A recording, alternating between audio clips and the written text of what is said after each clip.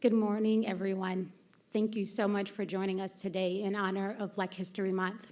I want to take this opportunity to give a special thank you to the Atlanta Council Black Employee Network for partnering with Global Strategists Association on this event, and everyone at the Atlanta Council for the resources and time they put into making this day a success, and also elevating the rich history of Black people in foreign policy. A special thank you as well to Ambassador Abercrombie Winstanley and Ambassador Greenfield and Ambassador Yadi and also Abby Phillips. I would also like to acknowledge any ambassadors, dignitaries, and special guests in the audience.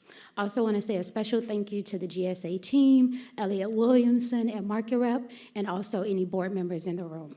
Thank you so much. It is an honor to be with you today to uplift and celebrate the important work of Black people in foreign policy.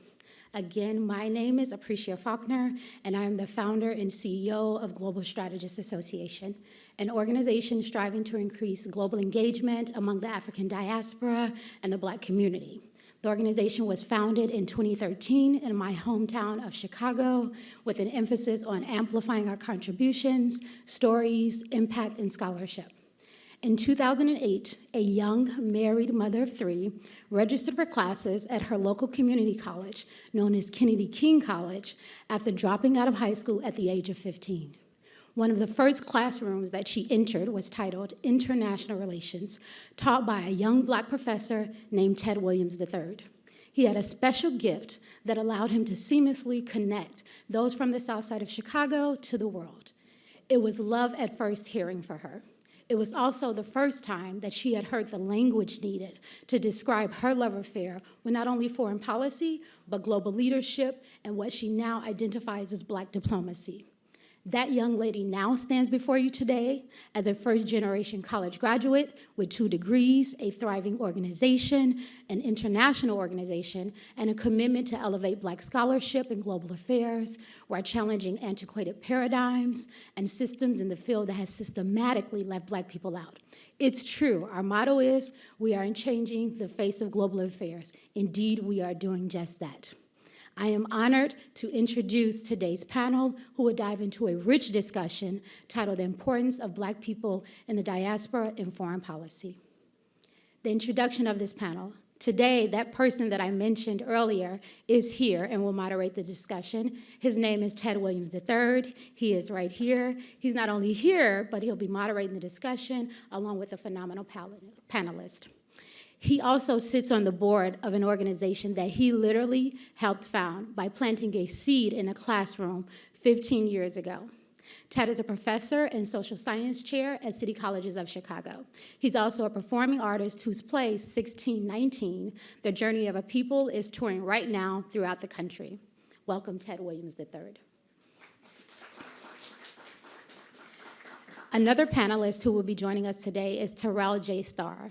Terrell is a former senior reporter for the news organization The Root. He currently runs a successful podcast titled Black Diplomats, where he invites guests on who have normally been excluded from the field to discuss foreign policy.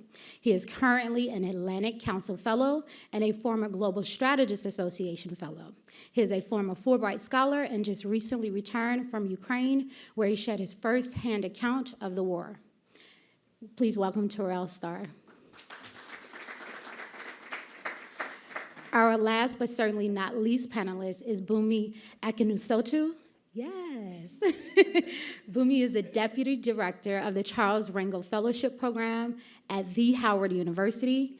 She is a former Obama political appointee and the former Chief of Staff at the Young Professionals in Foreign Policy. Bunmi is also an AmeriCorps alum and runs a podcast dedicated to connecting foreign policy to Americans' daily lives titled What in the World. Please help me welcome them to the stage, and I'll turn it over to Ted Williams. Thank you. Well, thank you so much, Aprecia. Thank you all for being here today. I really wish you hadn't told that personal story before this began, because you're going to make me get emotional here at this. But it is important. The work that we do is so significant, and so I'm so honored and grateful to be here with both of you today. I'd like to start off our discussion by asking you, how on earth did you get into this work, and what do you do? because, as you can imagine, there is obviously a lack of diversity in this space. As we know, we would not be here talking about it. How did you get into this work, and what does your work entail? Well, thank you, Ted, for that great question. And I want to thank the Atlantic Council, Aprecia, the Black Employee Network for having this conversation. I'll keep it brief and say that I am the daughter of Nigerian immigrants.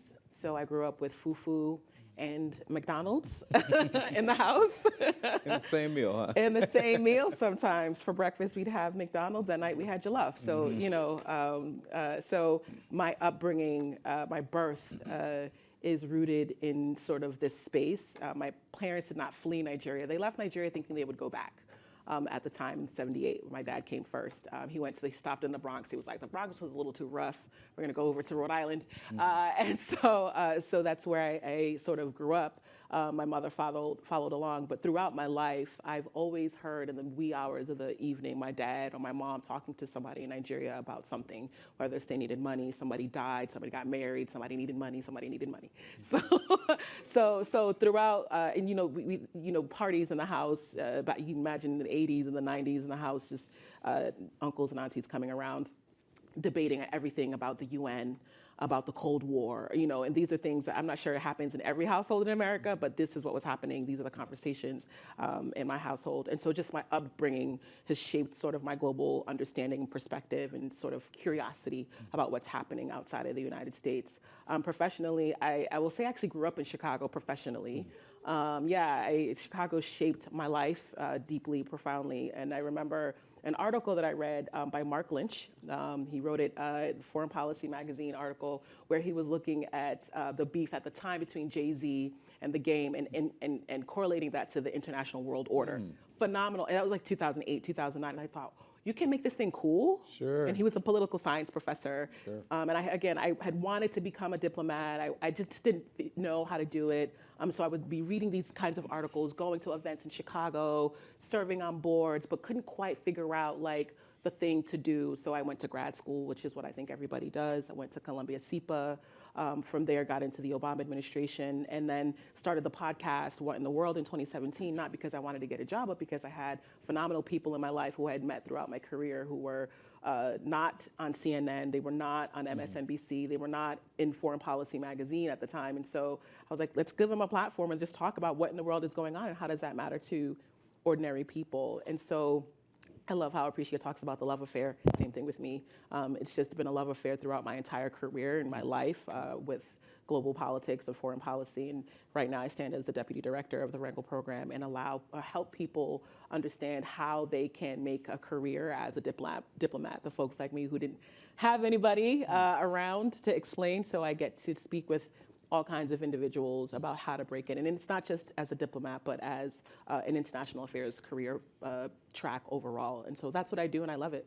What a great story. I appreciate that. And I can tell you, the question that you had about whether everyone's household has the same kinds of conversations, we do not all have those conversations in our homes.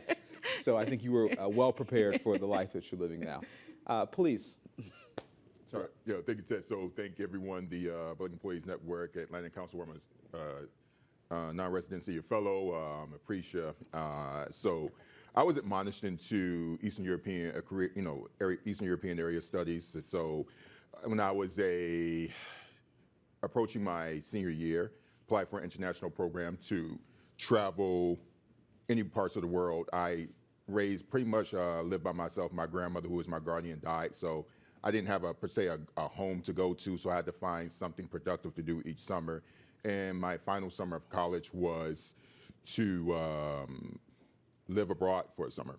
And on the application, it asks you, where would you like to go? I chose all the Black places. And when I got the acceptance letter, it said Russia. So I grew up in Detroit, Michigan. Has been the largest Black city in the United States for decades. And I went to historically Black college. And to be quite frank with you, I had no desire to be around people who weren't Black. And I don't apologize for it.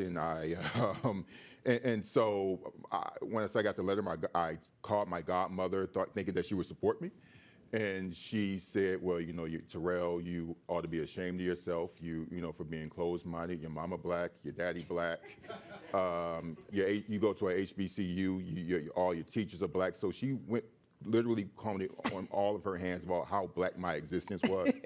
and so I said, okay, I'll give it a try. I went and I enjoyed the experience. And then from there, I was accepted in the Peace Corps, went to Georgia, and during the Rose Revolution and saw that, then Fulbright and so forth.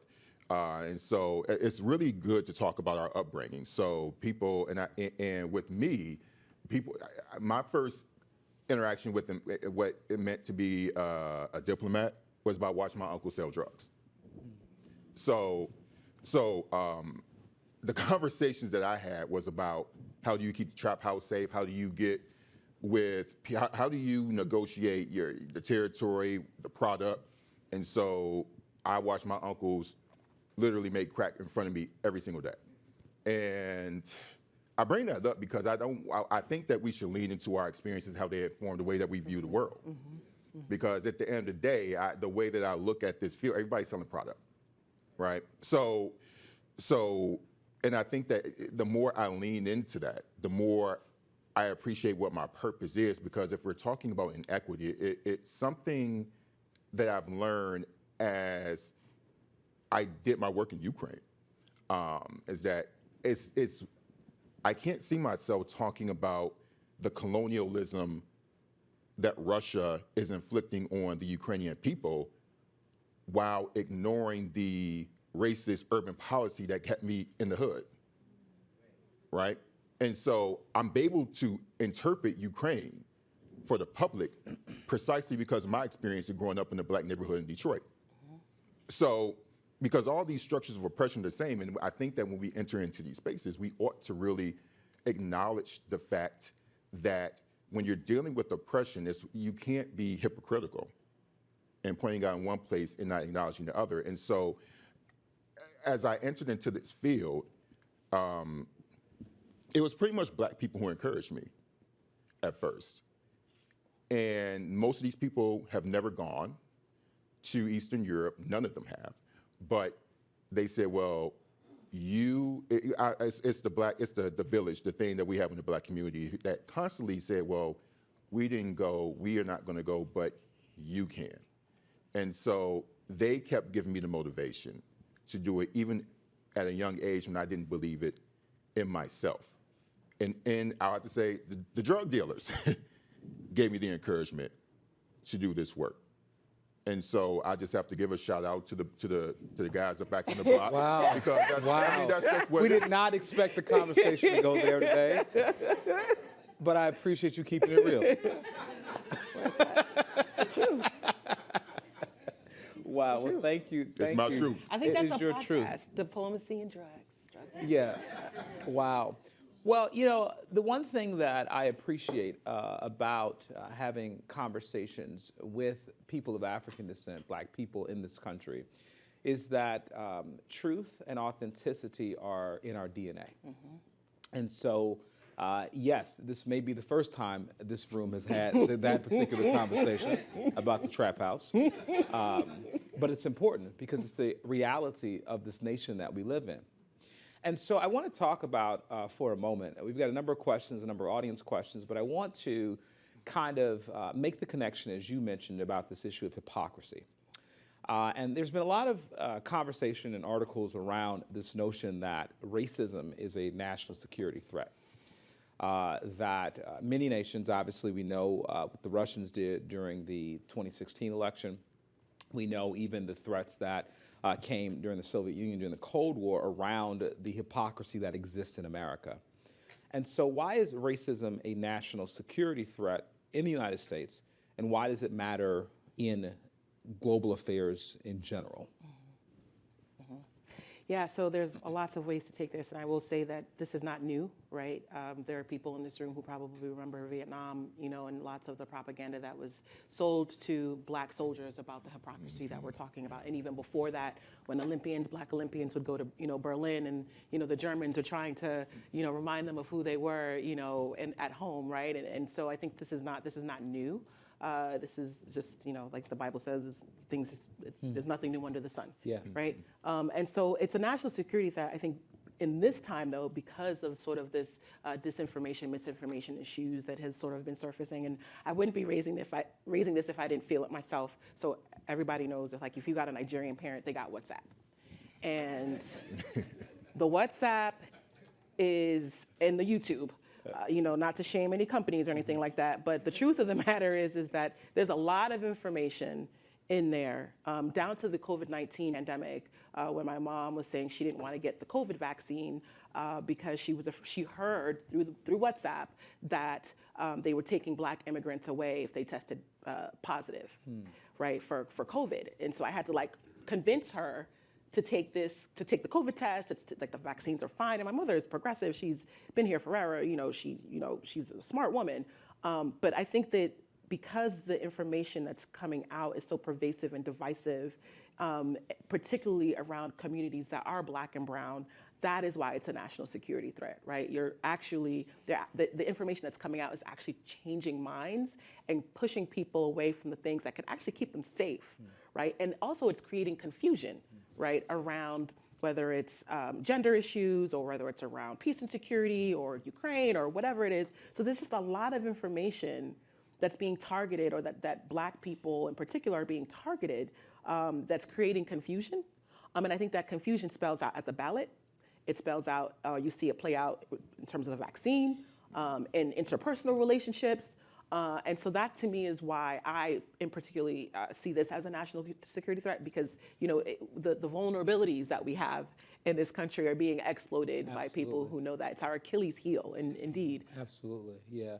I want you to answer the same question, but I'm reminded as you're speaking of a Dr. King quote in which he stated that you cannot have a first-class nation with second-class citizens. Absolutely. And it has always been our Achilles heel, if you will. Absolutely.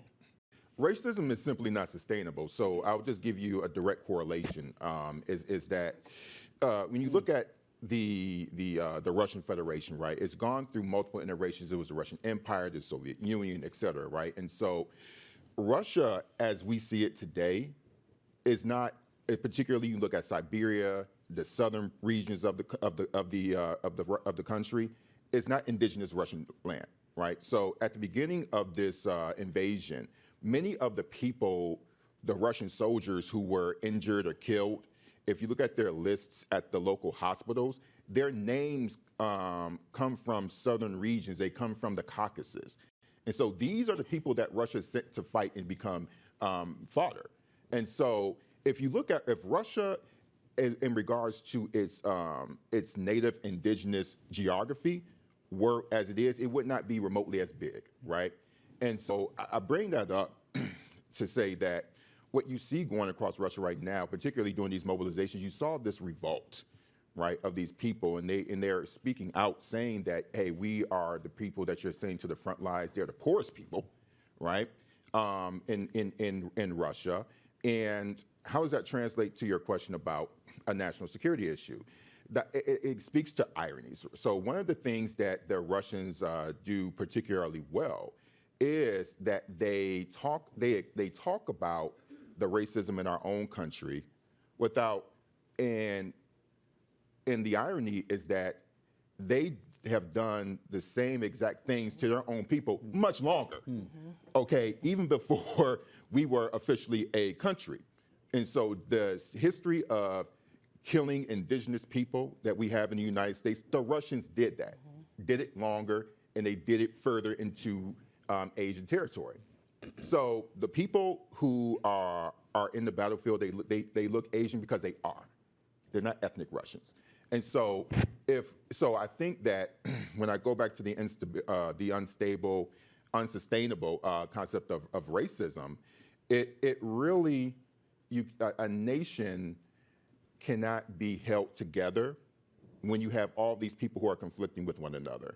And I think that for us who care about these issues, we have to be able to translate these subjects in a way that people understand them, because one of the things is that we may not get Eastern European politics, but we do understand how people are treated differently. And so if we can draw those parallels, then we can figure out how to solve the problem, because you're giving people a template that they're used to. I love what you said. I hope you guys heard there's a hashtag there. Racism is not sustainable. And that is profound, and it is real. And this nation must understand that. Not just this nation, but the global community has to understand that. It is truly a liability. I want to talk about the issue of diversity, equity, and inclusion as it relates to the space of global affairs, international relations. What is working in the field and what is not around these efforts? So what is working are Black people. Wow. Wow. HBCUs are working. Sure. Ambassador Linda Thomas Greenfield is working. Ambassador Gina Abercrombie Winstanley is working. Aprecia is working. Everybody up in this room is working. I'm working, Terrell's working, you're working. So that's what's working. We're out here. We're doing well. We've been doing well. I think what's not working is something that I think we can all relate to, which is the assumption that because I'm Black, that I have something to say about diversity, equity, and inclusion. I do not. I am not an expert. I didn't go to Harvard for it. I don't have a certificate in it. I care about it. Certainly my role at my job is to do that, right, is to diversify the State Department. But what's not working is this idea that you can just approach me and pick my brain for free, to ask my opinion about how to get the Black students at Howard to your institution without coming up the hill. I need y'all to come to 6th Street, come to Founders, and meet with students, meet with the faculty, meet with the administration. It's not enough just to, because of the sort of the history of racism in this country, there is an understandable skepticism, right, about the U.S. government, about this space in general, and professors such as yourselves who know the history of these institutions, like we have a healthy skepticism, I think, about it. And so what's not working is the idea that you can just slap a Black person on there and it's diversity, and bring the Black student or the Black intern and that's diversity. Give them a space on the panel and that's inclusion. No. It's that's not it. It's relationships.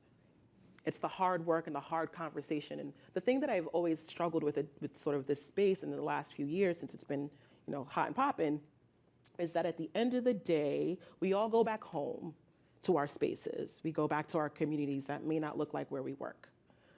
We go back to our churches or to the mosque or wherever that may not look like where we work. So we have these conversations in the workplace, but are we translating that into our lives and vice versa? Are the things that are happening in our lives informing how we react in the workplace or abroad, right?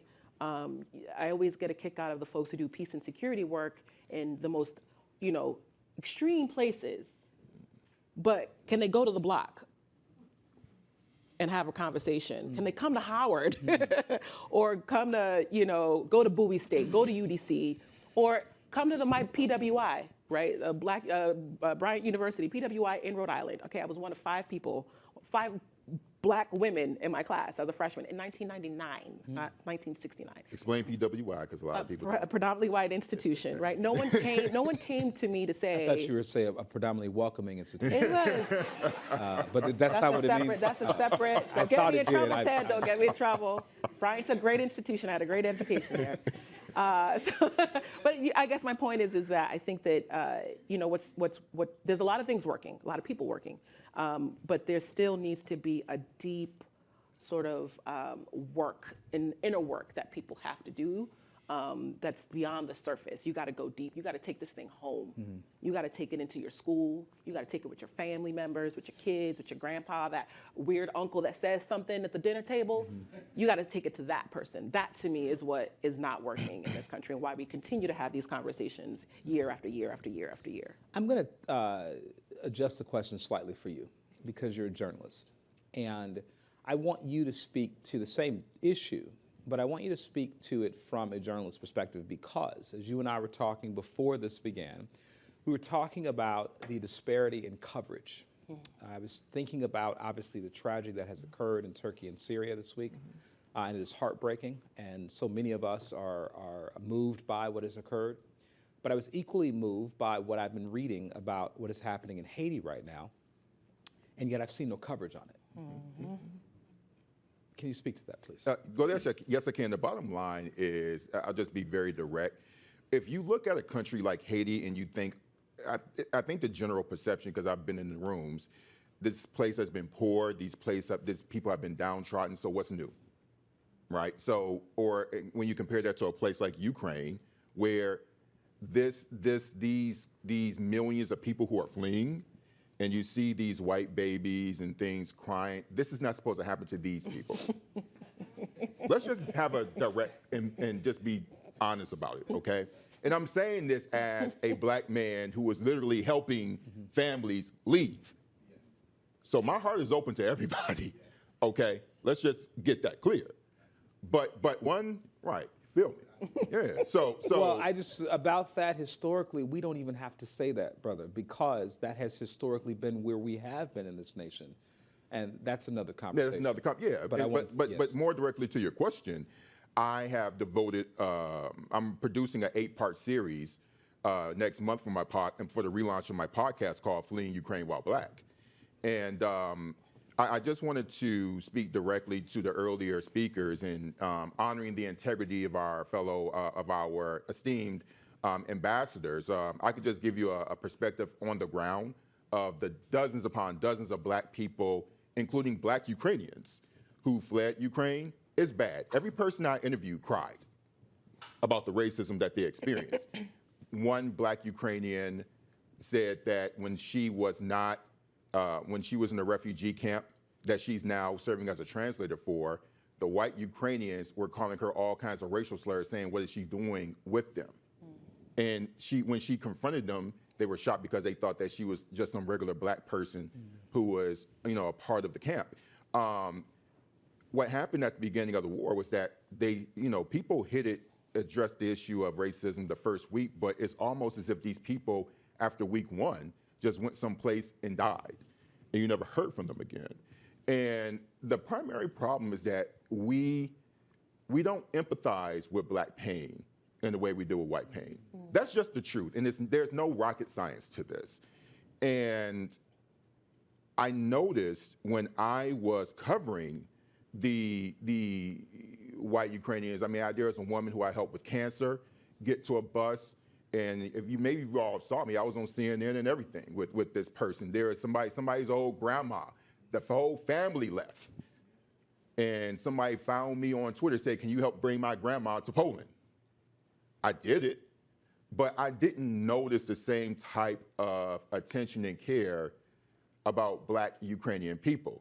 And I think the primary reason is that, one, the Ukrainians themselves, even as they're going through their own experiences with genocide, because I believe what's happening in Ukraine is in fact a genocide. So I'm going to name that.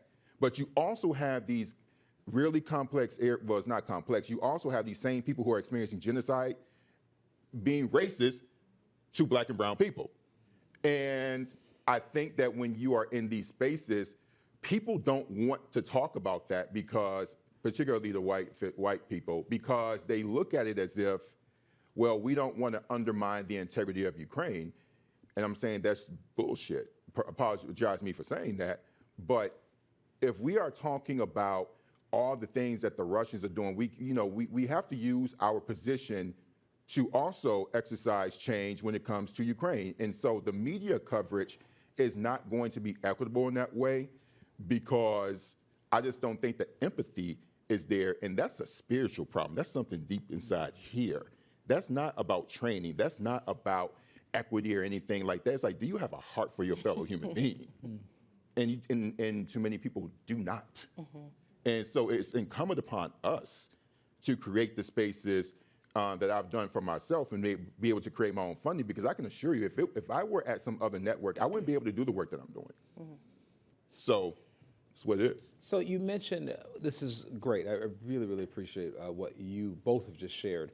But you mentioned this empathy issue and the spiritual issue. And I'm a huge student of Dr. King's, and he talked about these problems that we deal with are moral problems. He talked about the triplets of racism, militarism, and materialism, and why they were a threat to the global community. Do you think that post-2020 and the protests surrounding George Floyd's death, do you think that that empathy gene has grown, if you will, or not? Do you see a positive impact of that period on the work that you do? Yes and no. Yes and no. Yes, in that I think that a lot more people are honest about how they're feeling, right?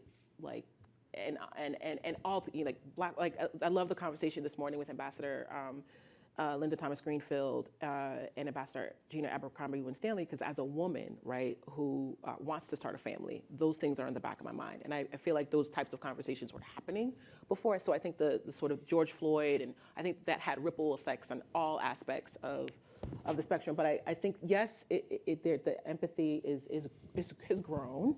But I do think that Black people know you can see the BS. And we know that it gets watered down and it gets kidnapped by capitalism and by the need to sort of align yourself with the hottest thing that's on the block. So no offense to Target, but like all the Black History Month Target things coming out of nowhere, right? Like, and I love Golden Girls. That's like my show. And so I was watching Golden Girls just around the time of George Floyd or just after, and the little Lifetime thing popped up, like talking about how they respect people and diversity. Those things were not happening before, right? So that's why I say yes, and I appreciate it. But as we've both been saying, there's a deeper work that needs to happen, which is why I'm like, no.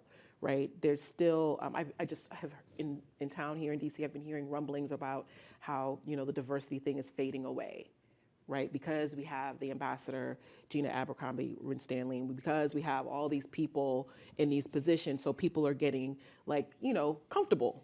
We've done the job, kind of like with Barack Obama when he was elected. Yeah, you took the words out of my mouth. The post-racial society, Yeah. right? We've done the one thing for this one person, and so we're all good. Yeah, yeah. No, you got to go to the block. You got to go to the neighborhood. You got to talk to people. You got to do the work. And so that's why I say no. I think we have a long way to go for that empathy to truly sort of sink into our actual being and the way we look at people and the way we operate with people and the way we interact with institutions into how we do our policies, right?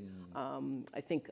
But I also recognize I'm not a realist, right? In terms of the international relations theories, I'm not a realist. I don't believe everybody is my enemy and out to get me. So I understand that there are threats in the world, and we have to be mindful of those things. But I also feel like we're all humans at the end of the day.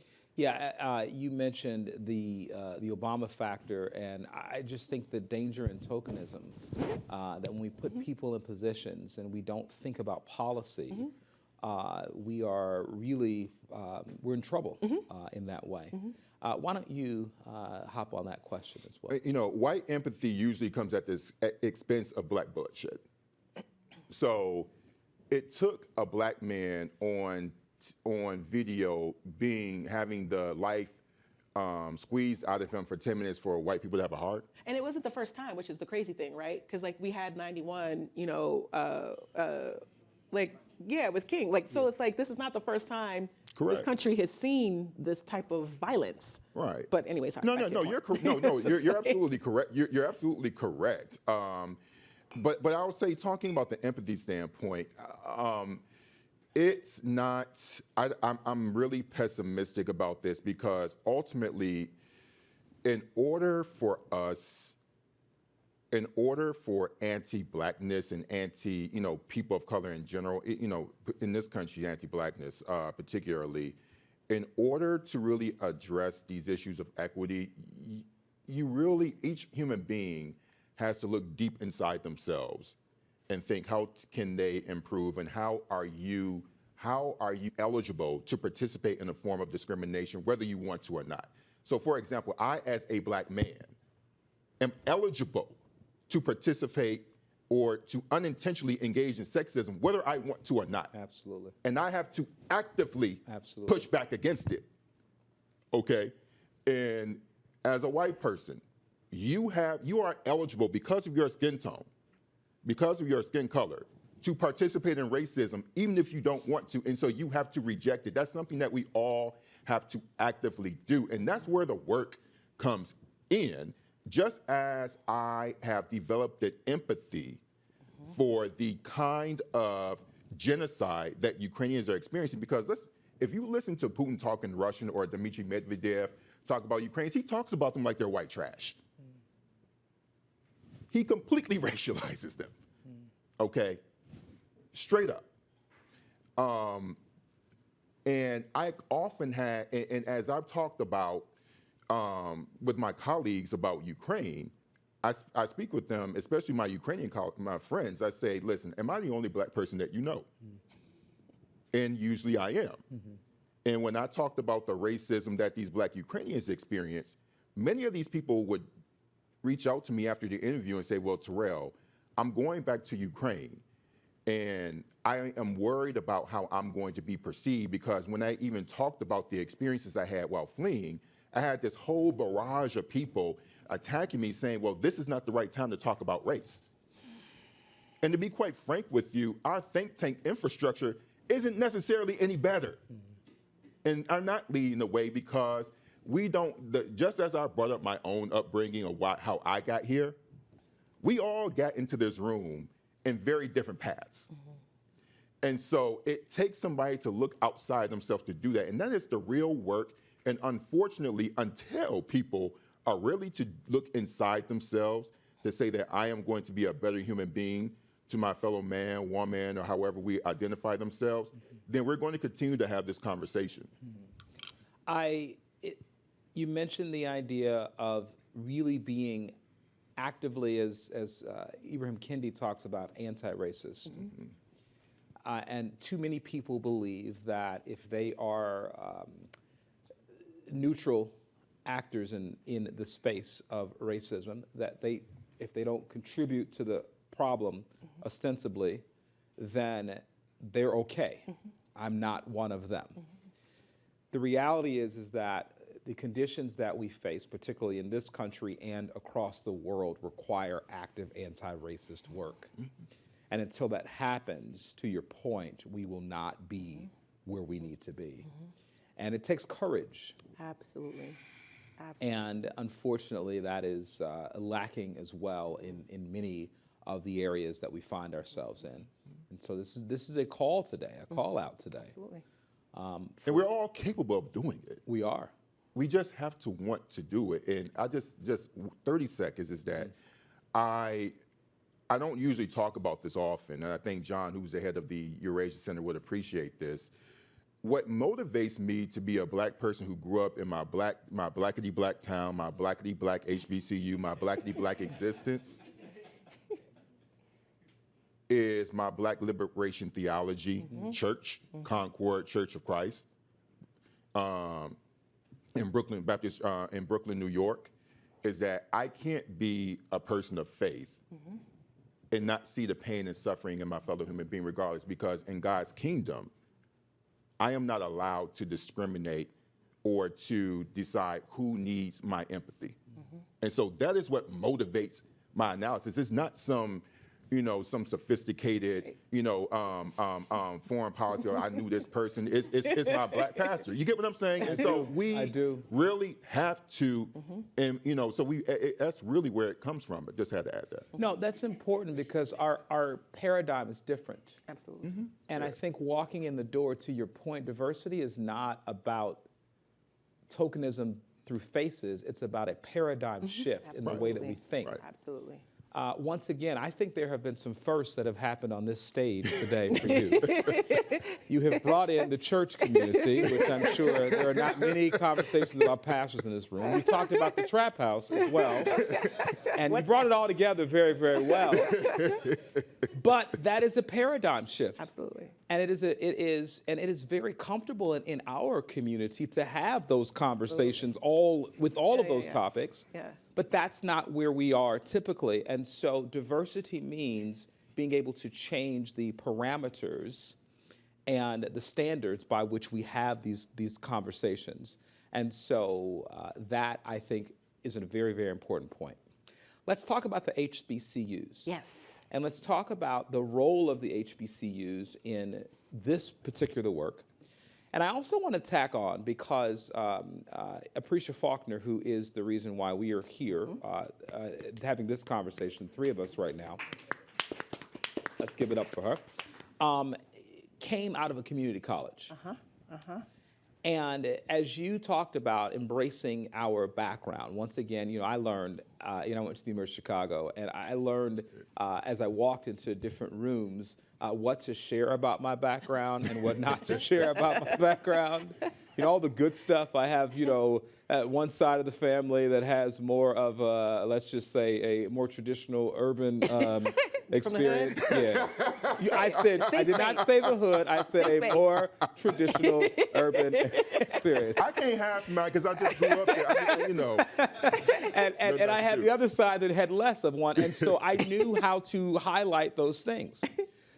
But you talked about the totality of your experience. You talked about the totality of your experience. You talked about the totality of her experience and why that shaped the work that she does. And so we look at the HBCUs, we look at the community colleges, and we would look at them traditionally in the international relations community as places where these students would, let's be honest, this would be a liability, right? We would not look at them as an asset in this kind of work. Sure. And yet, you're finding something different, and you found something different, and I want to talk about why they are phenomenal allies, these institutions, and why tapping into them is an asset, not a liability. Well, first of all, HBCUs embody sort of what we've been talking about, which is the history of racism in this country, right, in terms of why they were founded to begin with.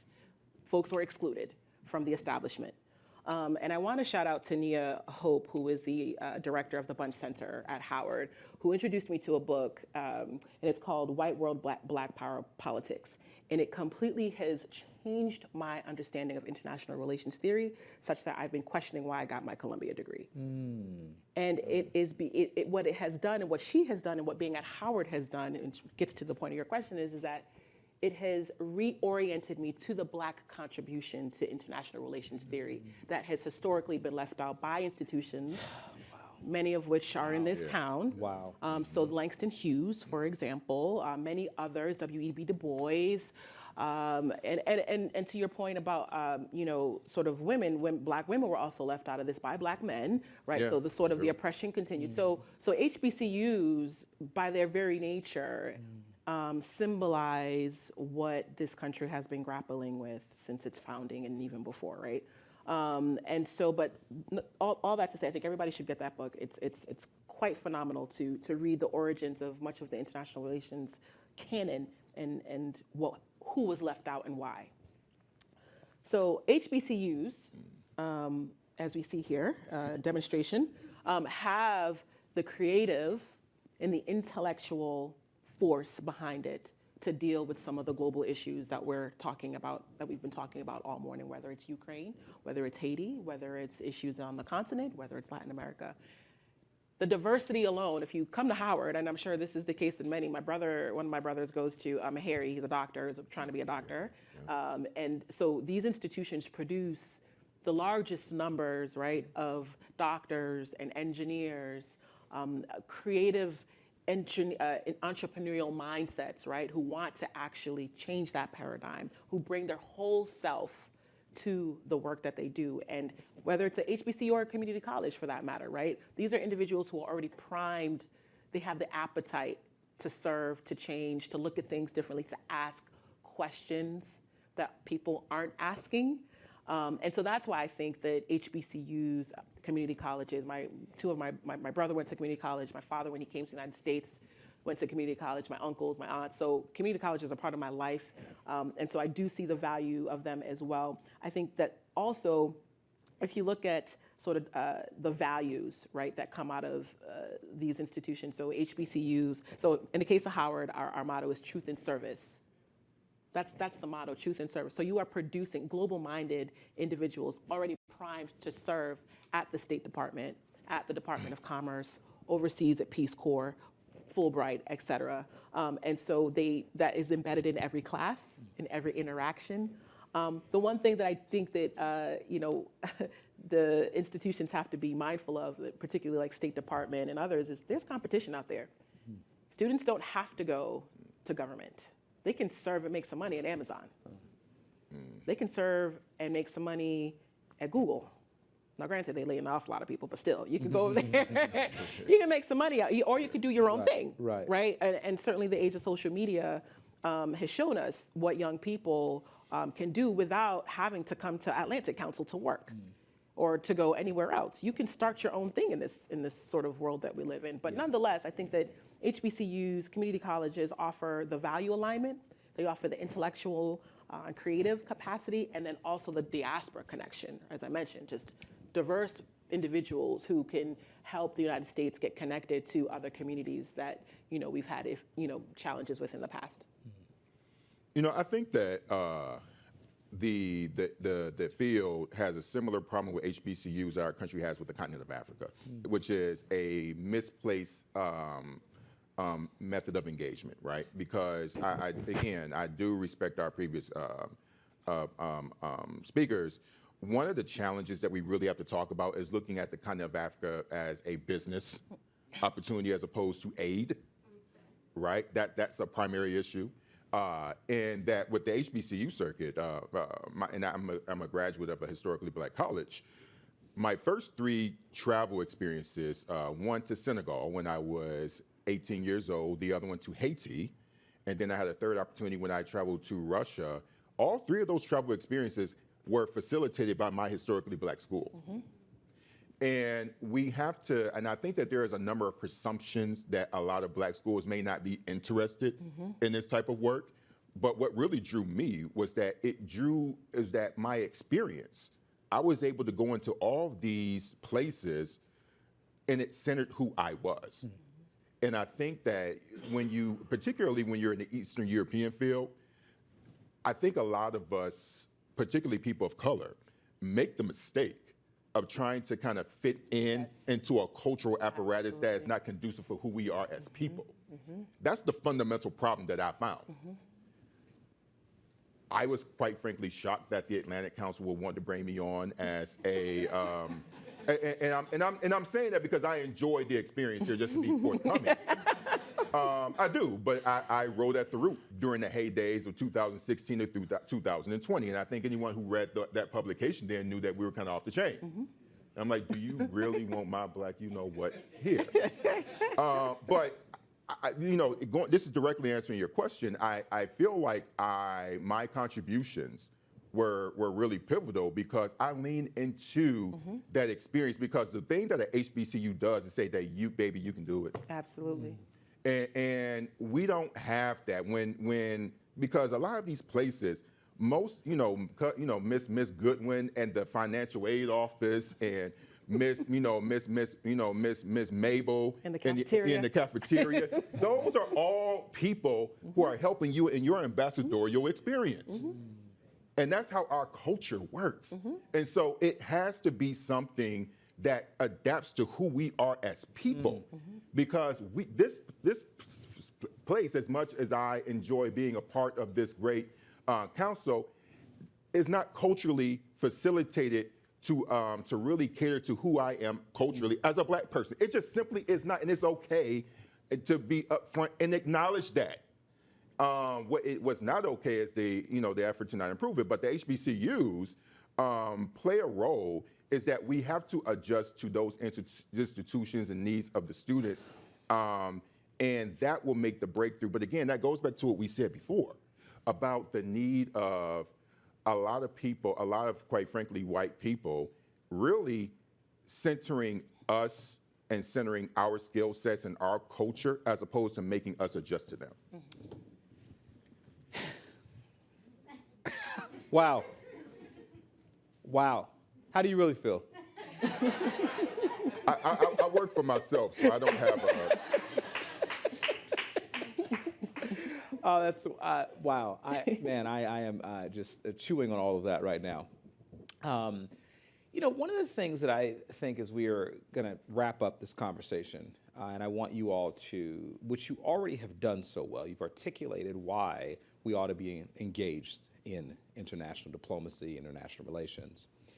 We know that there is a disproportionate focus in our nation on military expenditures as opposed to diplomacy and development. Something like 48, well, it's a huge gap. Exorbitant, yeah. It's huge. I realize from some of the civil rights heroes that I have, people like Paul Robeson, and I mentioned Dr. King earlier, it wasn't until they began to have a voice around international politics that they became blacklisted and hated. And I think that we have been told that it is okay for you to care about your issues, and you talk about those issues, and we'll bring you on to talk about those issues, and then that's good. And when you run for office, which I've done, you talk about those issues. Yeah. But if you try to connect those to a larger global story, and you try to engage yourself in discussions that are not directly about what's happening on your block, but they are indirectly about what's happening on your block. Exactly. There tends to be a lot of pushback on that. And so I guess to close out this time, I'd like for you to reiterate why we belong there, why it is connected to the issues that we are dealing with, and why this work is critical, not only for our own liberation, but also for the liberation of people around the world. Go for it. Okay. And you have 3 minutes. Piece of sync. Simply put, it's Which you have to split, by the way. I got it. Simply put, I just have to speak a note to my pastor, Gary V. Simpson, of when we talk about Black liberation theology. Black liberation theology, Father of James Cone, really talks about the liberation of Black people, ultimately leading to the liberation of all people, going back to MLK's wording.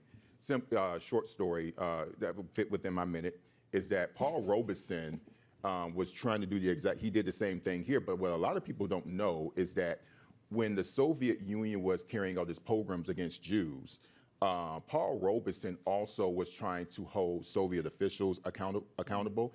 And so he had a really intense conversation with Nikita Khrushchev. And when he brought up the conversation about where are all of my Jewish friends going when he returned back to the Soviet Union, the reality of it is that they were all killed, okay? And so Khrushchev pretty much, the historical documents generally show that they maybe Khrushchev cussed them out because, Paul Robeson spoke Russian. And so the Soviet Union stopped playing his music. So when he started bringing this internationalism, even to the Soviet Union, he was kicked out. So you have these dual places, both America and the then Soviet Union, who both had colonial models. Paul Robeson was fighting both of them. And so bringing it home, that is his story. But I think it's for us to really continue that charge where he and other people before him and after left off. I hope that was my time. Yeah, ditto all of that. And I would say we kind of have no choice to do this. Yeah. We have no choice. To your point, I think the reason why folks like Martin Luther King and others were sort of chastised for speaking out against the Vietnam War is because when you speak truth to power, it hurts. And the crumbling of white supremacy, the crumbling of capitalism, the crumbling of sort of Western imperialism it's not a nice pill to swallow. And God forbid if every single person who was melanated in the world decided that, wait a minute, we have the common enemy, which is capitalism, or the common enemy, which is, imperialism or racism. God forbid we all decided to get together to do something about that. That would be really devastating for a lot of people. Thank you. So that's why it's necessary to have this conversation. Thank you very much. Thank you both. Thank all of you. Thank you. Thank you, Ted. Thank you. Incredible panel. My name is Jasmine Cooper. I am the Director of Diversity, Equity, and Inclusion here at the Council, a newly created position. On behalf of the Atlantic Council's Black Employee Network and our partners at Global Strategists Association, we would like to thank you for joining us today. We hope these conversations were a source of enlightenment and understanding of Black history's role in foreign policy. The road to justice has its barriers and obstacles, but the insight gained from these conversations marks a clear path towards our collective goal of an inclusive and equitable global future. This event marks the first in a series of annual Black History Month events we plan to host in years to come and hope that you all will continue to attend. We are honored that Ambassador Gina Abercrombie Winstanley and Ambassador Linda Thomas Greenfield could be a part of this momentous occasion. This event also reflects the Atlantic Council's commitment to diversity, equity, and inclusion initiatives. We hope to host more events like these, engaging with topics to deepen our understanding of how our identities can shape and influence our global perspectives. Thank you once more to our event collaborators, Global Strategists Association, and to all of our panelists today. Thank you to everyone who participated here and around the world. We hope to see you again soon. Thank you, stay safe, take care.